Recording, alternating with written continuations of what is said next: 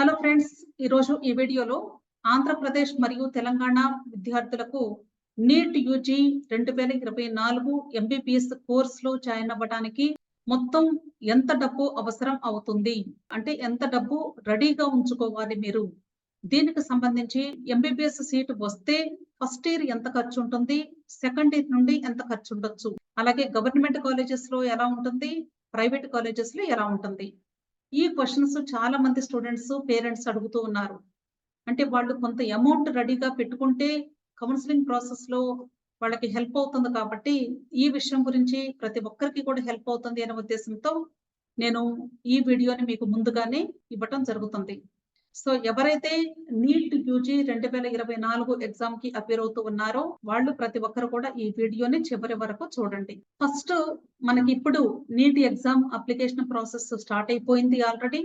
ఈ NEET exam application process నుండి మొదలుకొని ఎంబీబీఎస్ సీట్ అలాట్మెంట్ వచ్చిన తర్వాత కాలేజ్ లో జాయిన్ అయ్యేంత వరకు మీకు ఎంత ఖర్చు ఉండబోతుంది అనే దానికి సంబంధించి ఇప్పుడు ఇక్కడ మనం నీట్ ఎగ్జామ్ అప్లికేషన్, అలాగే నీట్ ఎగ్జామ్ అయిపోయిన తర్వాత స్కోర్ వచ్చిన తర్వాత కౌన్సిలింగ్ ప్రాసెస్ కి అప్లై చేసుకోవడానికి అప్లికేషన్స్ కి ఈ మొత్తం ఖర్చు ఎంత అవుతుంది ఫస్ట్ ఇది చూద్దాము. అంటే ప్రతి ఒక్క స్టూడెంట్ కూడా ఆంధ్ర తెలంగాణ వాళ్ళు ఇద్దరు కూడా రెండు రాష్ట్రాలకి అప్లై చేస్తారు. వీటితో పాటుగా ఆల్ ఇండియా కోటా కౌన్సిలింగ్ కూడా అప్లై చేస్తారు. కాబట్టి కేవలము అప్లికేషన్ ఫీజు ఎంత ఉంటుంది అనేది ఇక్కడ నేను క్లియర్ గా ఇచ్చాను. మీకు 3 కేటగిరీస్ ఉంటాయండి. జనరల్ ఈడబ్ల్యూఎస్ కేటగిరీకి ఒక ఫీజు ఉంటుంది, అలాగే ఓబీసీ క్యాండిడేట్స్ కి ఒక ఫీజు ఉంటుంది, next SC ST PWD category students కి ఒక ఫీజు ఉంటుంది. అలాగే నీట్ ఎగ్జామ్ అంటే ఇప్పుడు ప్రెసెంట్ అప్లికేషన్స్ పెడుతూ ఉన్న దానికి జనరల్ ఈడబ్ల్యూఎస్ కేటగిరీ వాళ్ళకి 1700 రూపాయలు, ఓబీసీకి 1600 రూపాయలు, ఎస్సీ ఎస్టీ పీడబ్ల్యూడీకి 1000 రూపాయలు. నెక్స్ట్ కౌన్సిలింగ్ స్టార్ట్ అయిన తర్వాత ఆల్ ఇండియా కోటా కౌన్సిలింగ్ ఉంటుంది, అలాగే AP state counselling YSR UHS వాళ్ళు కండక్ట్ చేస్తారు, TS state counselling KNR UHS వాళ్ళు కండక్ట్ చేస్తారు. అప్లికేషన్ పెట్టేటప్పుడు రిజిస్ట్రేషన్ ఫీ ఎంత ఉంటుంది అనే దానికి ఇక్కడ మీకు క్లియర్ గా డీటెయిల్స్ ఇచ్చాను. వీటిలో ఆల్ ఇండియా కోటా కౌన్సిలింగ్ లో 11,000 రూపాయలు జనరల్ కేటగిరీ ఈడబ్ల్యూఎస్ కేటగిరీ వాళ్ళకి, కానీ ఈ 11,000 రూపాయలు కేవలము 1000 రూపాయలు మాత్రమే మీకు అప్లికేషన్ ఫీజు ఉంటుంది. రిమైనింగ్ 10,000 రూపాయలు మీకు రీఫండ్ అవుతాయి. అంటే ఒకవేళ మీకు సీట్ వచ్చినా ఒకవేళ రాకపోయినా ఈ రెండు కేసెస్ లో కూడా మీకు అమౌంట్ రీఫండ్ అవుతుంది. అలా కాకుండా ఒకవేళ మీకు సెకండ్ రౌండ్ లో కానీ సీట్ వచ్చి మీరు జాయిన్ అవ్వకపోతే అప్పుడు మీకు రీఫండ్ అవ్వదు. అంటే ఫస్ట్ ఇనిషియల్ పేమెంట్ మాత్రం మీరు 11,000 రూపాయలు రెడీ చేసుకోవాల్సిందే. ఓకే, అంటే రీఫండ్ అనేది తర్వాత వస్తుంది కాబట్టి దాని గురించి ఇప్పుడు మనం ఆలోచించకూడదు. అలాగే ఓబీసీ క్యాండిడేట్స్ కి, SC ST PWD category students కి 5,500 రూపాయలు ఉంటుంది. ఓకే, వీళ్ళకు కూడా కేవలం 500 మాత్రమే అప్లికేషన్ ఫీజు ఉంటుంది, అంటే రిజిస్ట్రేషన్ ఫీ ఉంటుంది. 5,000 రూపాయలు రీఫండ్ చేయబడతాయి.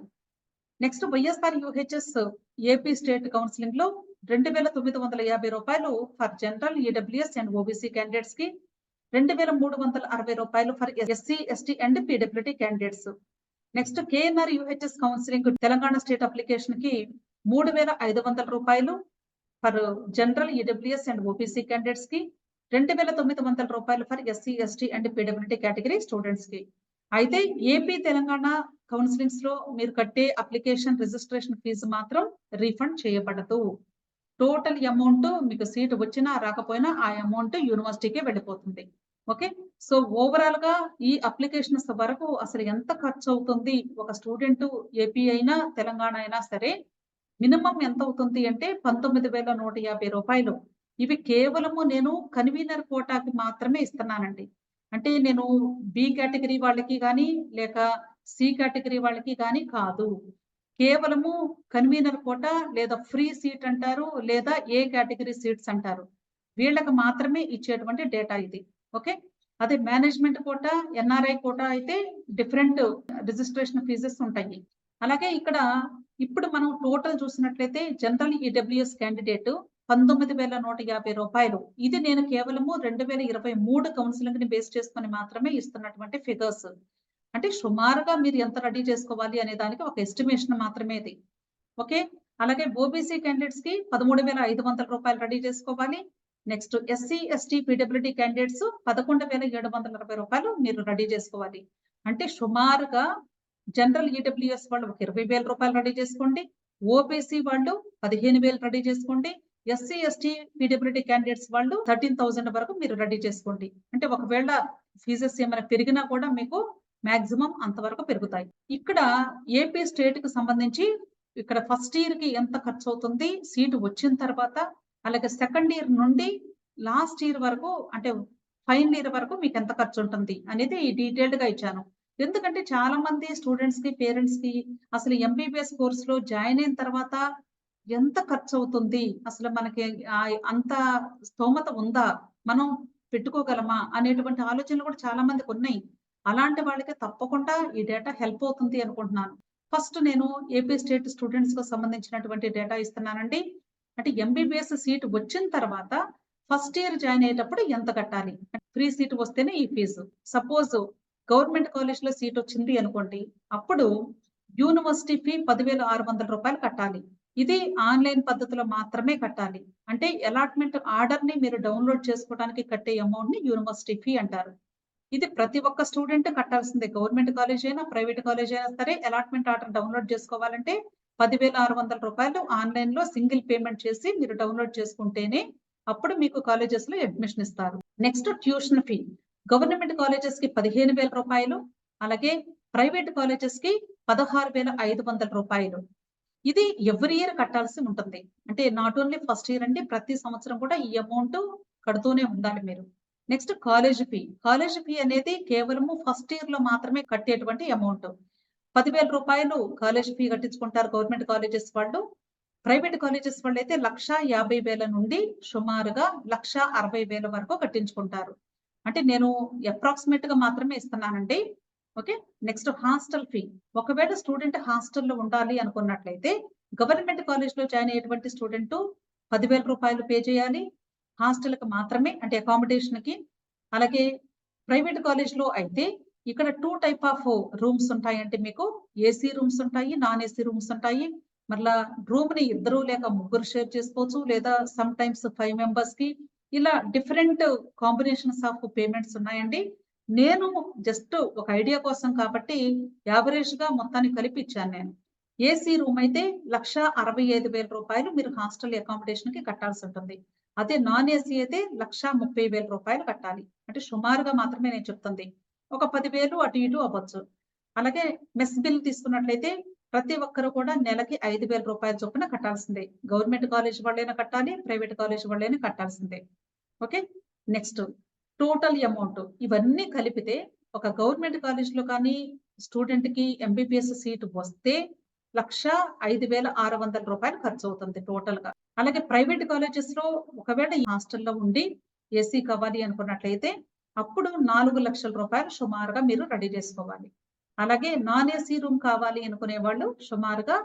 3,67,000 వరకు మీరు రెడీ చేసుకోండి. ఇది ఫస్ట్ ఇయర్‌కి మాత్రమే నేను చెప్తుంది. సెకండ్ ఇయర్ నుండి ఇదే అమౌంట్ ఉంటుందా అని చాలా మంది భయపడుతూ ఉంటారు. అమ్మో! ఇంత అమౌంట్ ఫ్రీ సీట్ వచ్చినా కూడా కట్టాలా అని. సెకండ్ ఇయర్ నుండి కొంచెం చేంజెస్ ఉంటాయండి.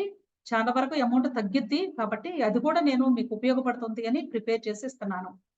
గవర్నమెంట్ కాలేజెస్‌లో సెకండ్ ఇయర్ నుండి ఫైనల్ ఇయర్ వరకు ఎవ్రీ ఇయర్ ట్యూషన్ ఫీ రూ. 15,000 పే చేయాల్సిందే.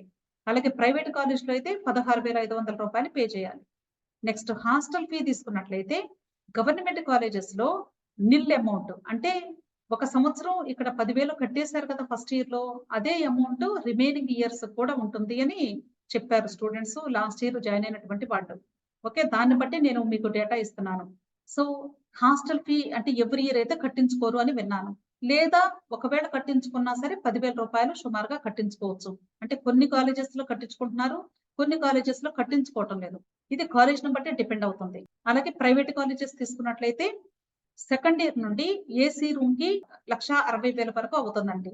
ఇక్కడ 1,65,000 అని ఫస్ట్ ఇయర్‌లో ఎందుకు ఇచ్చానంటే కొన్ని ఎక్స్‌ట్రా బిల్స్ కూడా అంటే కాషన్ డిపాజిట్స్ అవన్నీ కట్టించుకుంటారు.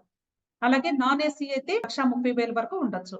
అలాగే మెస్ బిల్ తీసుకున్నట్లయితే తప్పనిసరిగా ప్రతి ఒక్క స్టూడెంట్‌కి సుమారుగా నెలకి రూ. 5,000 అవుతుంది. కాబట్టి 12 x 5 60,000 కాబట్టి రూ. 60,000 మీకు మెస్ బిల్ అవుతుంది.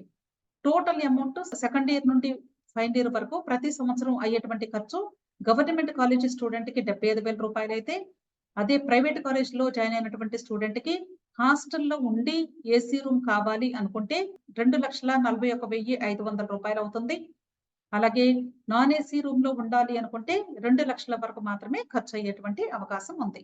సో, మీ పిల్లలు జాగ్రత్తగా చదువుకొని గవర్నమెంట్ కాలేజెస్‌లో సీట్ తెచ్చుకుంటే డెఫినిట్‌గా మీకు కొంచెం బర్డెన్ అయితే తగ్గుతుందండి.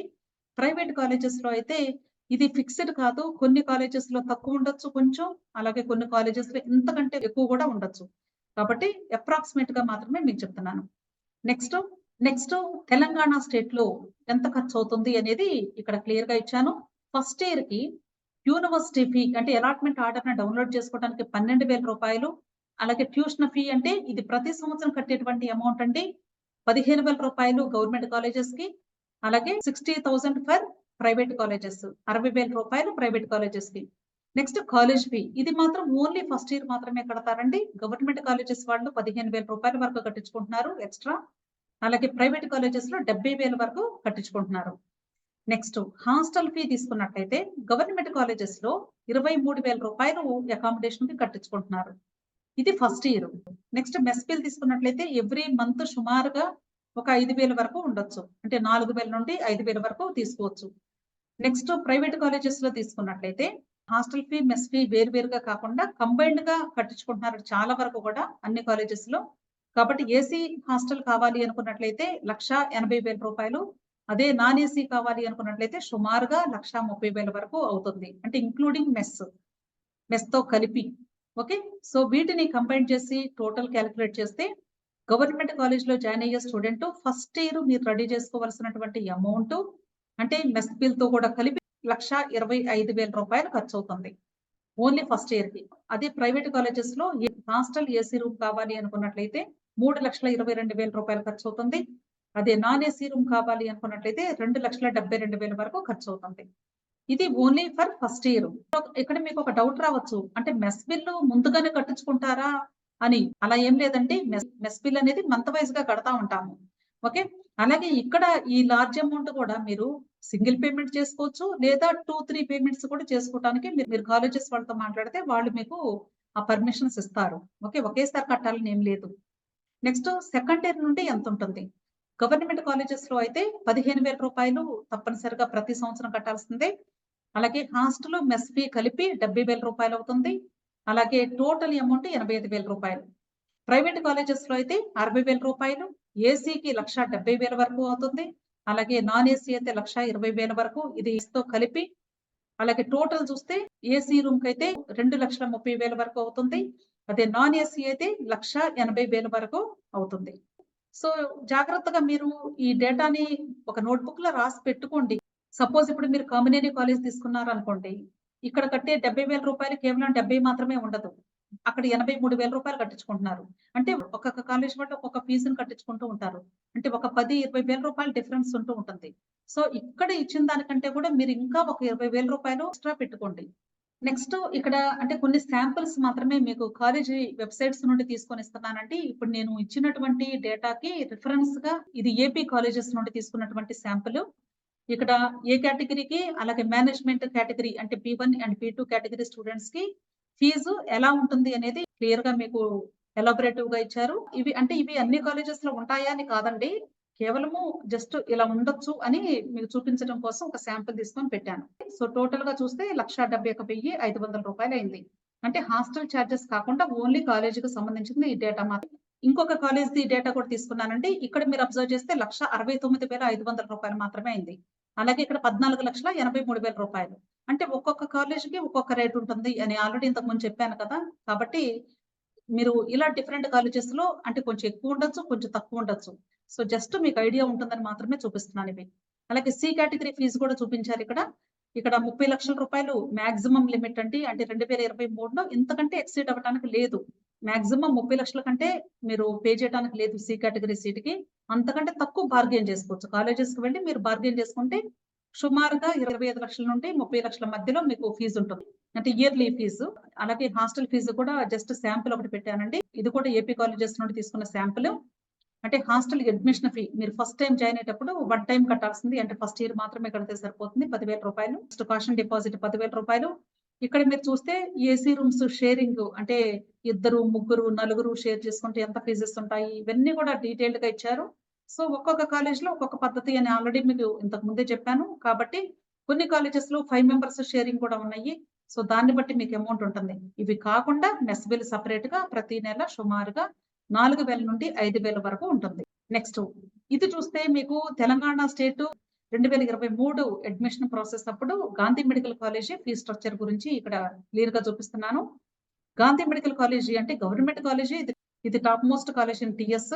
ఇక్కడ మీకు కాలేజ్ ఫీజు ఎంత అవుతుంది అనేది క్లియర్‌గా ఇచ్చారు. ఓసీబీసీ క్యాండిడేట్స్‌కి అయితే రూ. 29,000 అవుతుంది మొత్తం కూడా. కాకపోతే ఇది ఓన్లీ ఫస్ట్ ఇయర్ ఫీజు మాత్రమేనండి. అంటే సెకండ్ ఇయర్ నుండి కొంచెం తగ్గిద్ది. ఇక్కడ మీకు ఫ్రీక్వెన్సీ అని ఇచ్చారు కదా! ఇయర్లీ వన్స్ అన్నారు. ఇయర్లీ ఎంత అవుతుందో అది సెపరేట్‌గా కాలిక్యులేట్ చేసి నేను ఆల్రెడీ మీకు టాబులర్ ఫార్మాట్‌లో ఇంతకు ముందు చూపించాను బిగినింగ్‌లో. సో, ఇక్కడ జస్ట్ ఎక్స్‌పాన్షన్ మాత్రమే చూపిస్తున్నారు. ఎస్సీ, ఎస్టీ వాళ్ళకైతే రూ. 27,000 అవుతుంది. ఓకే. ఇది కాలేజీకి సంబంధించి ఫీజు. అలాగే హాస్టల్ ఫీజు తీసుకున్నట్లయితే హాస్టల్ ఫీజు సుమారుగా 23,000 వరకు అవుతుంది. ఇది కాకుండా మెస్ బిల్ సెపరేట్‌గా ఉంటుంది. గుర్తుంచుకోండి. ఓకే. సో, జస్ట్ మీకు ఐడియా కోసమేనండి ఇవన్నీ కూడా శాంపిల్స్ పెట్టాను. అంటే ఎగ్జాక్ట్‌గా ఇంతే ఉంటుందా అని మళ్ళా మీరు ఆర్గ్యుమెంట్ చేయొద్దు కమెంట్ బాక్స్‌లో. జస్ట్ మీరు ఎంత అమౌంట్ రెడీ చేసుకోవాలి అనే దానికి ఒక ఐడియా వస్తుందని మాత్రమే మీకు హెల్ప్ చేయాలి అనే ఉద్దేశంతో నేను ఈ వీడియో చేయడం జరిగింది.